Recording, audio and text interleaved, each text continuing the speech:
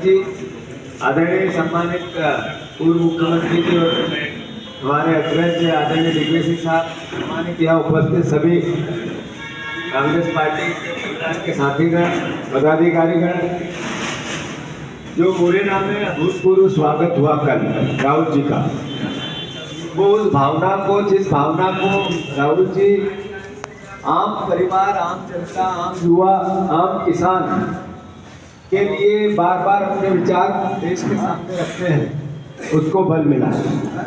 ऐतिहासिक अभूतपूर्व मुरैना के जैसे चंबल की माटी है, जैसा चंबल का पानी है, वैसे ही चंबल का स्वागत और सत्कार क्या होता है, ये एक बार फिर प्रदेश के हमारे पूरे अंचल में देखा।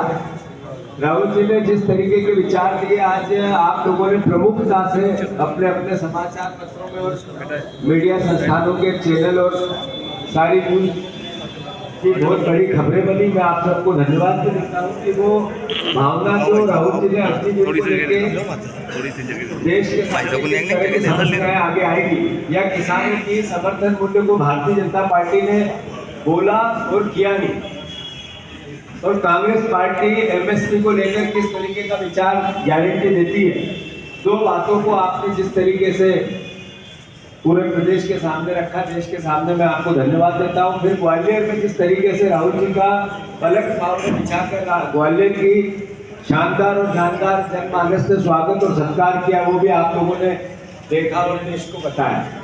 आज हम घाटी गांव होते हुए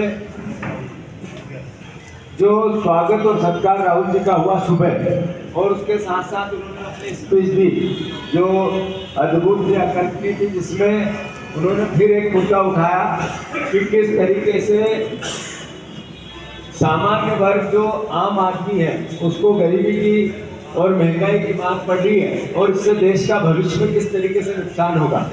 कल शिवपुरी के बाद गुना के बाद ब्यावरा, और बीच में 2-3 छोटे छोटे पैलेस जो जगह स्थान है, उनसे होके हम ब्यावरा के आगे नाइट स्टे होगा 4 तारीख के।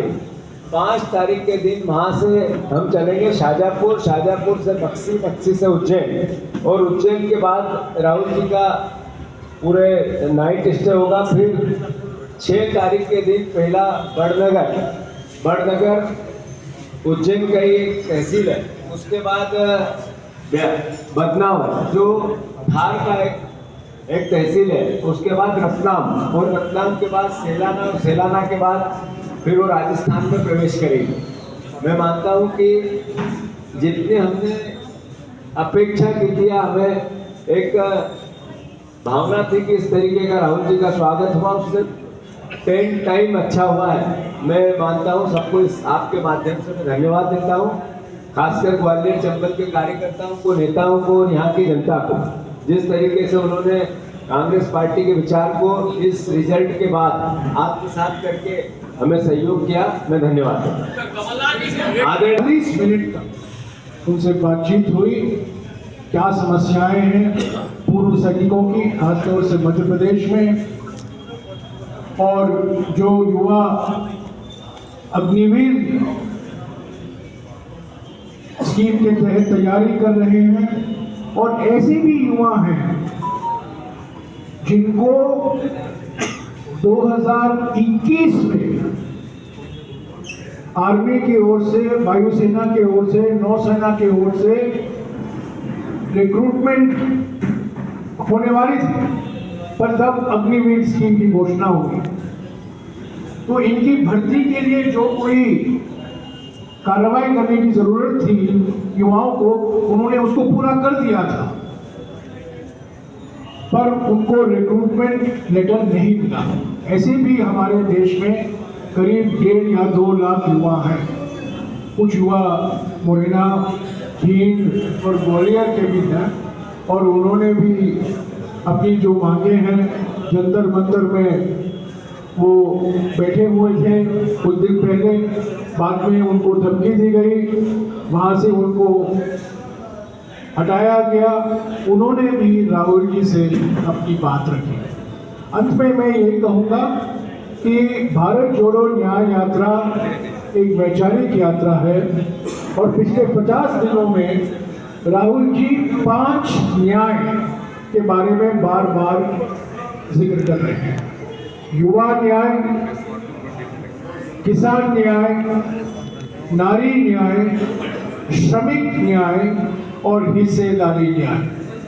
और इन 5 न्याय में से 2 ऐसे गारंटी राहुल जी ने दिया है कांग्रेस पार्टी की ओर से, इंडिया गठबंधन की ओर से, कि किसान न्याय के लिए पहला कदम होगा एमएसपी को कानूनी दर्जा देना, उसके लिए एक विशेष कानून लाना लोकसभा में और राज्यसभा में, और जो न्यूनतम समर्थन मूल्य है वो डॉक्टर स्वामीनाथन के दिए हुए फॉर्मूले के आधार पर ही तय किया जाएगा।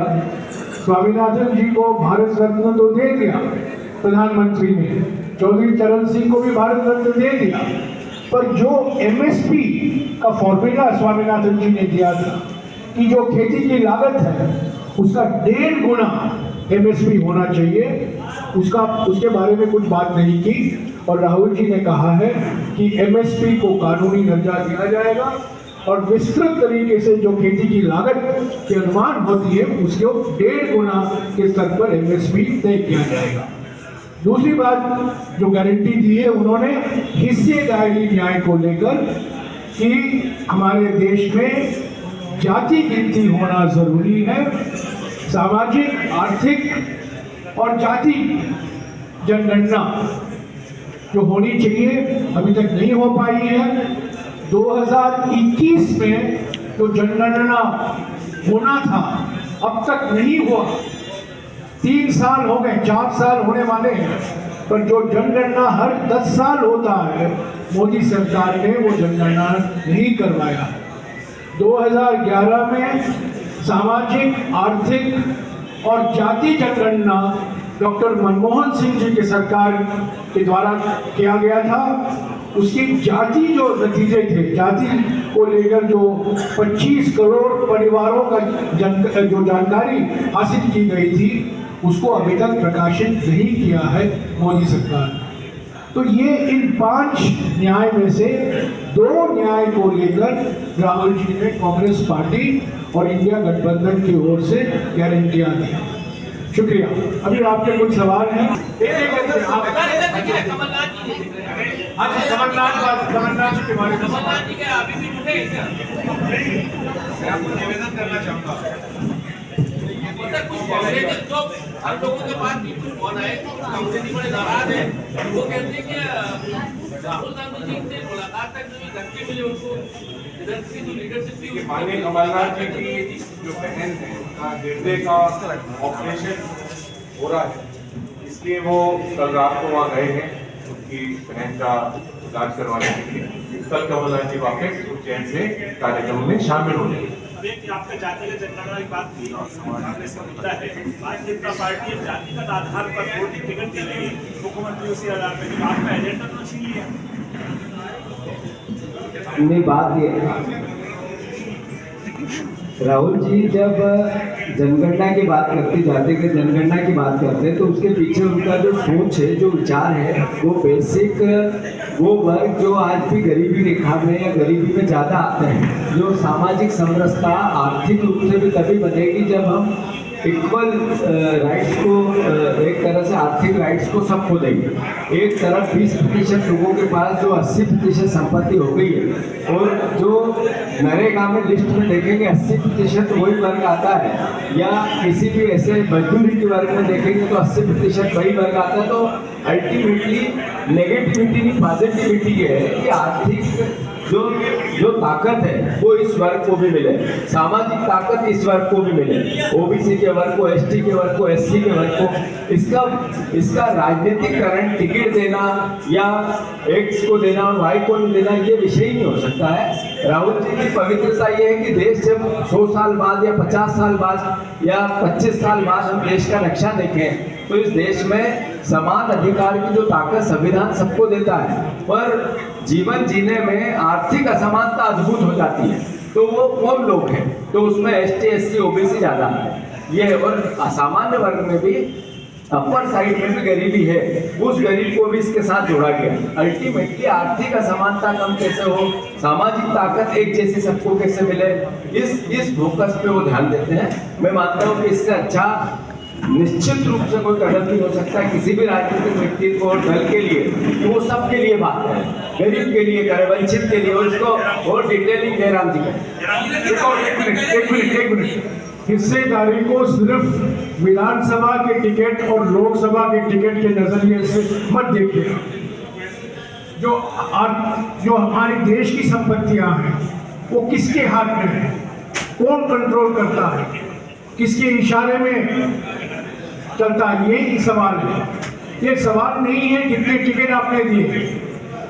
ऐसे तो अनुसूचित जाति और अनुसूचित जनजातियों के लिए लोकसभा में, राज्यसभा में, विधानसभा में और पंचायत और नगर पालिकाओं में आरक्षण है, पर सवाल वो नहीं है। सवाल और बड़ा सवाल है कि देश की आर्थिक संपत्ति किसके हाथ में है, समाज के किस वर्ग के हाथ में है और कौन सरकार को कंट्रोल करता है, हमारे उद्योग को कौन कंट्रोल करता है, अलग अलग जो हमारे लोकतंत्र की संस्थाएं हैं, न्यायपालिका है, मीडिया है, वो किसके हाथ में है।